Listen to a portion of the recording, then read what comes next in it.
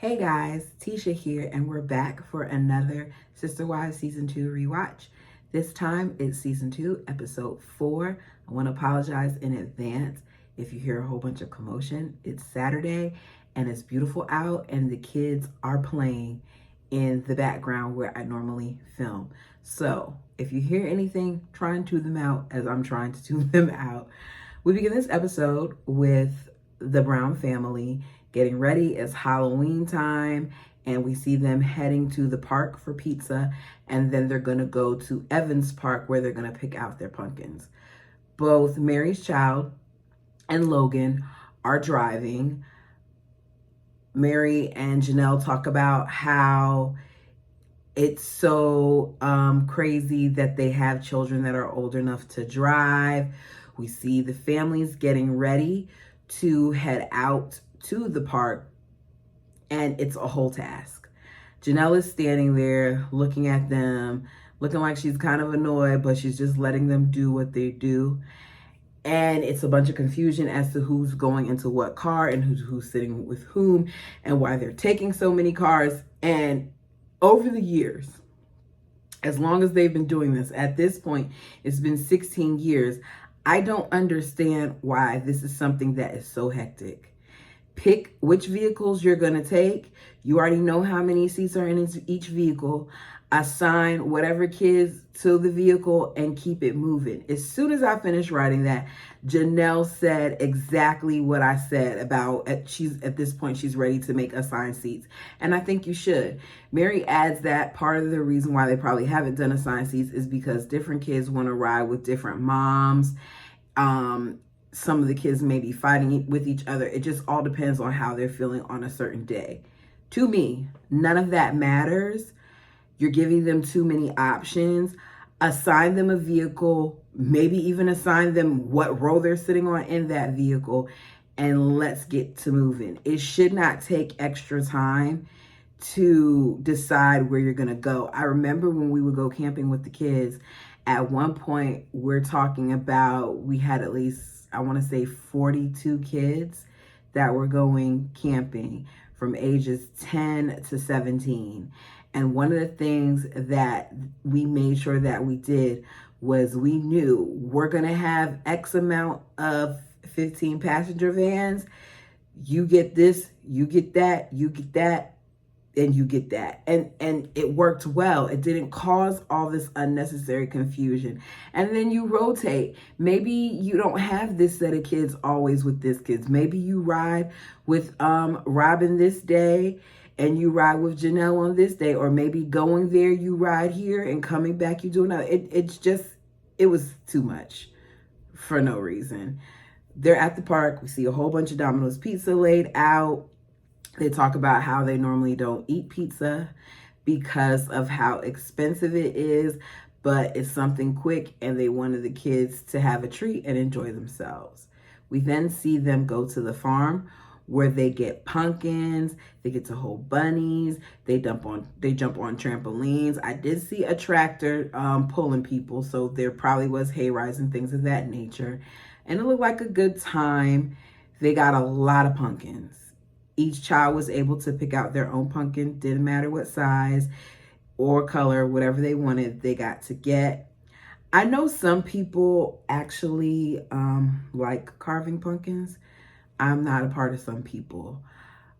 Give me the little fake pumpkin that they sell now at like Michael's and Joann and stuff, and let me carve that, because cutting into that pumpkin and then pulling out all the seeds and all the stuff in the mush inside, I never was a fan of that. I always felt like people make it look easier than it is. It's not for me, but it is a cute activity for kids. There's a lot of kids. They get more than enough pumpkins. They put them in the car. They go home. As they arrive home, they're talking about costumes and what they're going to do. And the wives are going to be Earth, Wind, and Fire. And Cody is supposed to be the sun. The wives' costume, when you saw it at the end, really fell flat to me. All they did was wear different colors that had something to do with what they thought that concept was. and they sprayed their hair. I think Janelle was the most decorative because she had like fall leaves on her. But looking at them, you would never know what they were. So it didn't really land, but they were really excited about it. So whatever made them excited. The pumpkins, after they're carved, they're using them to block Mary's door because Mary has a door and then there's another door for them to enter into. And they don't want to confuse people with the two doors. The pumpkin blocking the door is cute and everything, but just say you wanted the pumpkins to block the door. If you wanted to show them where to go to, you could have put a sign up that said use other door. It really wasn't that hard. I don't know, as I said, what Cody was doing, but like at one point, Christine did like little bantu knots in his hair and she had bobby pins in there. Then she took it out and frizzed it up. It just seemed like so much just to get the end result. I was kind of disappointed in the way it looked at the end. The kids are having a ball trick-or-treating. We see them go all over the place. Cody points out that one of the good things about trick-or-treating is that you don't have to worry about being rejected. That as long as you're a kid and you're dressed up, you can go wherever you want to and you can go trick-or-treating. I noticed that even though all the kids were some form of costume, that I believe Dayton didn't go, because when they showed Cody opening the door for trick-or-treaters, he was sitting on the couch behind Cody. So I don't know if he didn't want to go or if he went and he decided to come back. It's been 5 months since the wedding, and we find out that the transition has been smooth, according to the parents and the kids. So all that talk that we now hear in current days about how difficult things were for Robin's kids and how difficult things were for other people's kids, in the beginning, it seemed like it was working. I guess the problem came once they went to Vegas, but we'll see, because I'm going to continue to do the rewatch.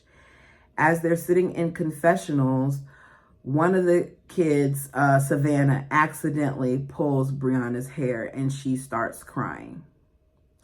And Robin explains Briana as being tender and emotional and loving and all these things that just don't, to me, describe what she's being at that current moment. Robin says that the boys don't really like that Briana is like this.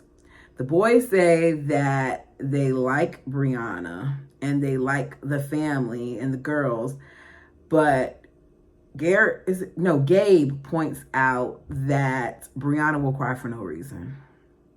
I agree with Gabe, because in this little bit of time that we've seen them, she whined a whole bunch when Cody came over. She whined more when they were getting ready for the wedding. She whined some more when they were taking pictures for the wedding.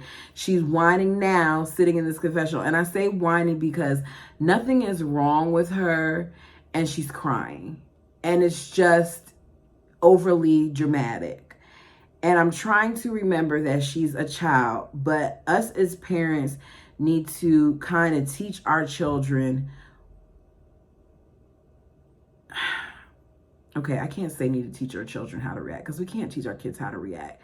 We need to address it. We need to be willing to, hear how they're feeling, but we also need to let them know that it's not the end of the world. And I think that Briana seems like she gets babied.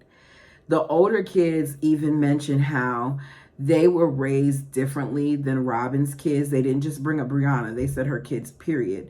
So when things happen with those kids, it's different because their parents didn't respond the way that Robin has responded to them. Their parents would tell them to cut it out, to stop it, to just go and play, say things like it's not that serious, where Robin basically kind of coddles them is what they're saying.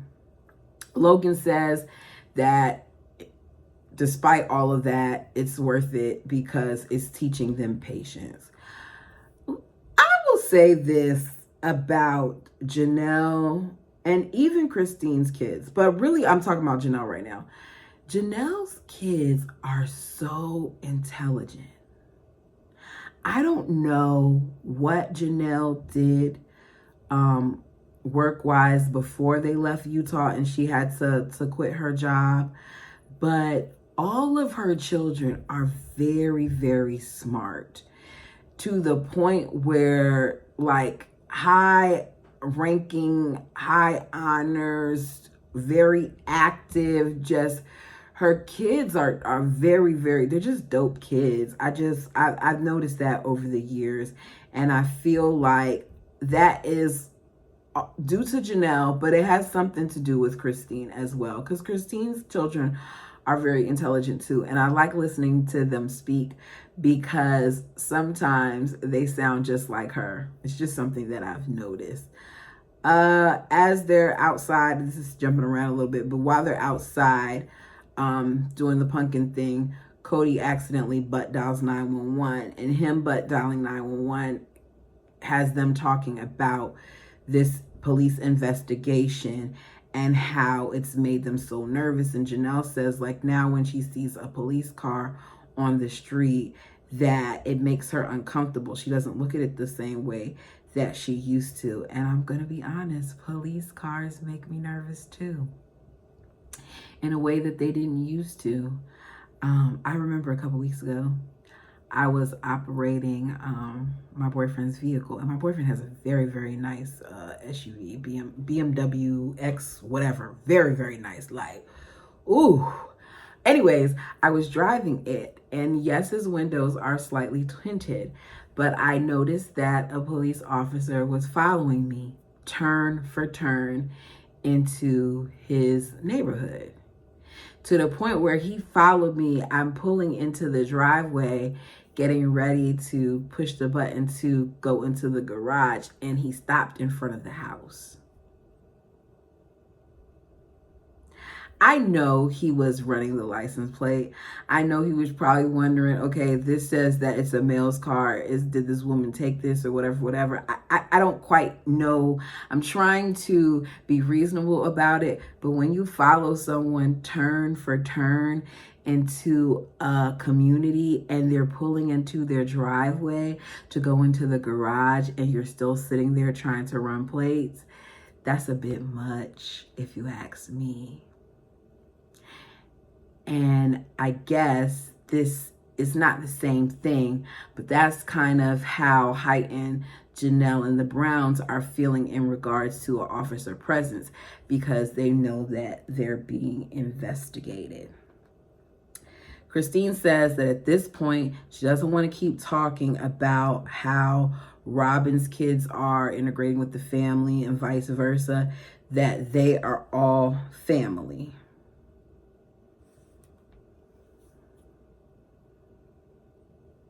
And Robin says that she couldn't pick a better family. Cody talked so much mess about Christine and the things that she used to do and how she would try to sabotage things and complain and all these other things. And I'm seeing a lot of Christine embracing Robin.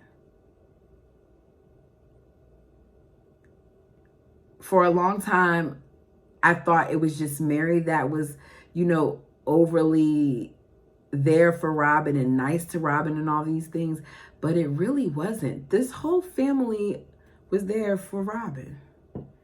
So to see it how it is now, and the difference of opinion that we'll say 10 plus years makes, so interesting to see the turn of events. And we're literally going to be watching it continue to play out before our eyes.